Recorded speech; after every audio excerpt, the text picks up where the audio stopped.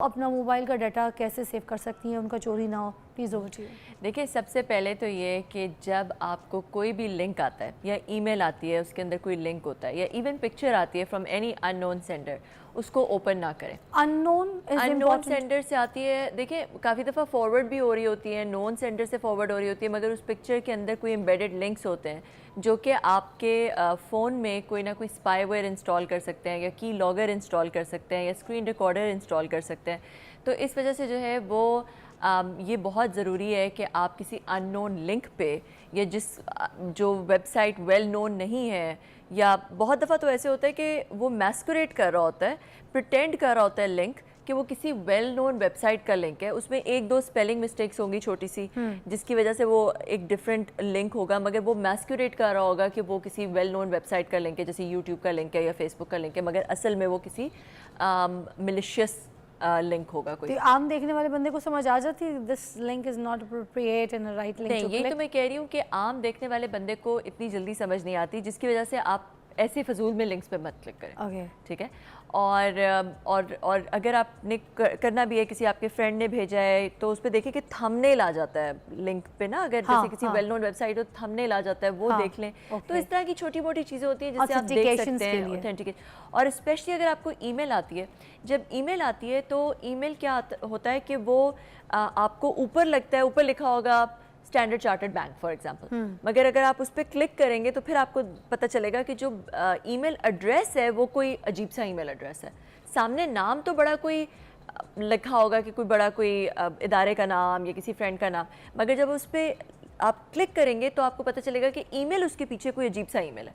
तो वो उस पर फिर उस ईमेल को मत खोलें, उस ईमेल पे अगर कोई लिंक्स है उनको मत क्लिक करें, क्योंकि अच्छा कुछ ईमेल मेरे पास कल भी बल्कि आई थी, तो मैं इसलिए आपसे पूछना चाह रही हूँ कि लोगों को भी आती होंगी कि वो एक PDF फाइल कुछ ऐसी होती है जिसपे वो कहते हैं कि पासवर्ड डालें आप अपना, एंड देन वो पासवर्ड डाल के पासकोड के बाद जो है वो चीज़, वो बॉक्स पूरा ओपन होता है, तो उसमें भी कोई खतरात होते हैं? बिल्कुल। देखिए, मुझे 2 दिन पहले जो है मेरे बैंक से मुझे एक बंदे ने कॉल किया। अच्छा। और उसने मुझे कहा कि आप ये जो मैडम आपको ईमेल आई थी आपने वो खोली नहीं, और आपको पता नहीं चलता कि हर साल जो है वो बैंक में बायोमेट्रिक हर साल होना होता है। राइट। ये नया रूल आ गया। तो मैंने कहा अच्छा। तो कहते हैं आपने, अब उसको मेरे बारे में पता था, उसको पता था कि मैं बिजी हूँ, ईमेल्स नहीं देखती है, जो भी। ही new a little bit of my profile. तो उसने कहा आपने अपनी ईमेल नहीं, मैंने कहा पता नहीं आई होगी, मैंने तो नहीं देखी। तो उसने मुझे कहा अच्छा मैं आपको आप बैंक आके तो वो अपना बायोमेट्रिक करा लें। तो अब उसे पता था कि मैं बैंक नहीं, मैं बिज़ी हूँ या व्हाटएवर, तो मैंने कहा कि आप मेरे ऑफिस आके मेरा बायोमेट्रिक ले लें। तो उसने कहा कि अच्छा मैडम, मैं फिर इस तरह करता हूँ कि मैं एक ऑनलाइन लिंक जनरेट करता हूँ, वो मैं आपको भेजता हूँ, तो वहाँ पे आप अपना बायोमेट्रिक करा लें। ठीक। अब मुझे थोड़ी बहुत शक तो हो गया, मुझे समझ भी थोड़ी सी आ गई, मगर आई सेड ठीक है भेज दें। उसने मुझे व्हाट्सएप किया एक लिंक, वो लिंक बिल्कुल जब मैंने उस लिंक को खोला तो वो स्टैंडर्ड चार्टर्ड का ऊपर लोगो आया, पूरा प्रॉपर एक बहुत प्रॉपर पेज खुल गया जिसमें मेरा यूज़र नेम और पासवर्ड, जो ऑनलाइन बैंकिंग का यूज़र नेम और पासवर्ड है, वो मांग रहा था मुझसे। अच्छा। तो मैंने उसमें नहीं डाला, मैंने कहा कि देखो मुझे तुम बता दो, मैं स्टैंडर्ड चार्टर्ड की वेबसाइट से जाके फिर मैं इस लिंक पे चली जाऊँगी। कहते नहीं नहीं, वो तो ये तो अलग से लिंक है। कहते अच्छा ठीक है, आपको अगर यकीन नहीं आ रहा तो मैं ऐसा करता हूँ कि मैं आपकी कॉल सेंटर से आपको कॉल करा देता हूँ। अब स्टैंडर्ड चार्टर्ड के कॉल सेंटर में है 111-002-002 जो UN नंबर है। तो मुझे कॉल आना शुरू हुई। मुझे कॉल किस नंबर से आ रही थी? 0021, जो कराची का कोड 021 होता है ना, तो वो एक्स्ट्रा एक जीरो बस लगा था। 0021-111-002-002। तो मैंने फ़ोन उठाया तो वो ऐसे उसने आगे से प्रिटेंड किया वो कॉल सेंटर से। कभी-कभी सेम नंबर से भी तो बैंकों की कॉल आ रही होती है, वो भी तो फ्रॉड निकलती है। सेम नंबर, देखिए 0021 एक्चुअली ब्राज़ील का कोड है। अगर कोई किसी को पता ना चले और वो उसको लगे कि ये तो क्योंकि एक्स्ट्रा जीरो था ना एक, बस वो एक्स्ट्रा जीरो आपने पिक करना है, तो वो पता ना चले। उसने कहा जी आपको कॉल सेंटर से आ गई है कॉल, अब आप इस पे यूज़र नेम पासवर्ड डाल के तो आप अपना बायोमेट्रिक करा लें ऑनलाइन।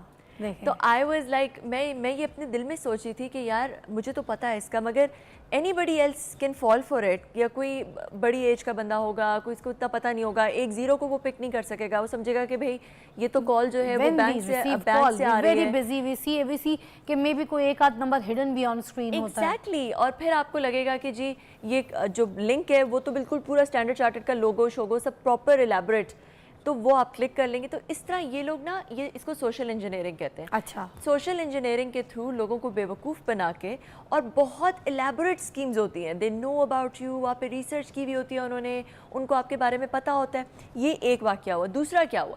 दूसरा ये कि आपको कोई किसी के व्हाट्सएप से मैसेज आता है, आप उस बंदे को जानते हैं, आपको उसके व्हाट्सएप से मैसेज आता है कि भाई जैज़ कैश पे 50,000 भेज दो, 10,000 भेज दो। like that.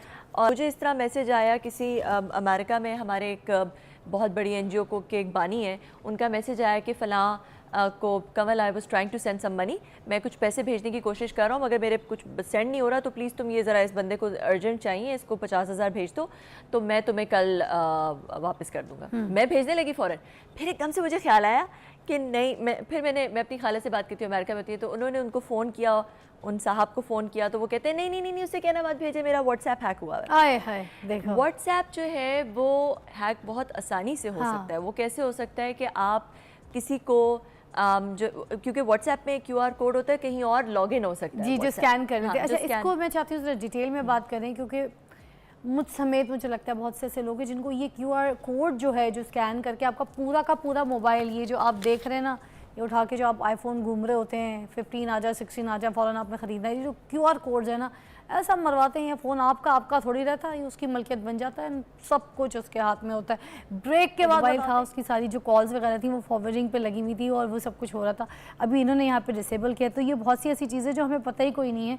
हमारा काम, हमारी कॉल्स, हमारा डाटा, ये सारी चीज़ें शेयर हो रही हैं, किसके हाथों शेयर हो रही होती है, हमें क्या पता कहाँ जा रही है, कौन हमारी कॉल सुन रहा है, ये सब कुछ आपको पता होना चाहिए। इतना महंगा आप लोग फ़ोन ख़रीद लेते हैं, मगर आपको अपने डाटा को सेव करना नहीं आता। खैर, ये सारी चीज़ें पूछने, मगर ये फ़िशिंग जो होती है, ये क्या होती है, इससे क्या क्या होता है? इससे पहले कि हम आगे जाएं, मैं एक व्यूअर्स को बता दूं कि अगर आप गूगल भी कर लें, तो आप ये गूगल करके कोड्स चेक कर सकते हैं कि कौन सा कोड है जिससे आप डालें तो आपको पता चल जाएगा कि आपकी कॉल्स कहीं पे फॉरवर्ड तो नहीं हो रही। और फिर आप गूगल ही करेंगे तो आपको ये भी कोड्स पता चल जाएंगे कि जो आपकी कॉल फॉरवर्डिंग को डिसेबल कर दें।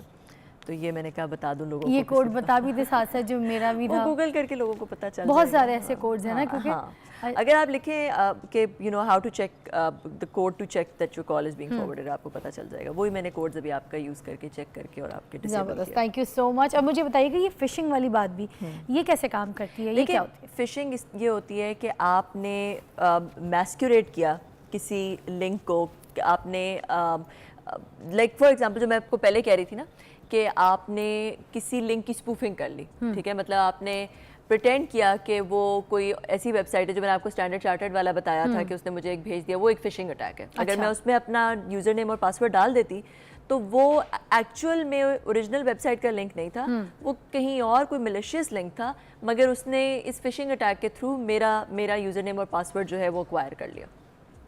तो ये होता है।